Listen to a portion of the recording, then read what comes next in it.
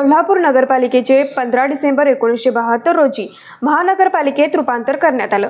परंतु महानगरपालिकेत रूपांतर करताना नगरपालिकेच्या असणाऱ्या क्षेत्रफळावरच रूपांतर झाल्याने महानगरपालिकेची हद्दवाढ झाली नाही. सन 1972 पासून 1 इंचही हद्दवाढ झाली नसल्याने कोल्हापूरच्या विकासावर मर्यादा येत आहेत. त्यामुळे कोल्हापूर शहराच्या हद्दवाढीबाबत मंत्रालय स्तरावर बैठकीचे आयोजन करावे अशी मागणी आमदार राजेश क्षीरसागर यांनी केली होती. आमदार राजेश क्षीरसागर यांच्या पाठपुराव्यास यश प्राप्त झाले असून सोमवार दिनांक 24 मार्च 2025 रोजी दुपारी 2 वाजता मंत्रालय मुंबई येथे उपमुख्यमंत्री व नगरविकास मंत्री एकनाथ शिंदे यांच्या उपस्थितीत बैठकीचे आयोजन करण्यात आले आहे.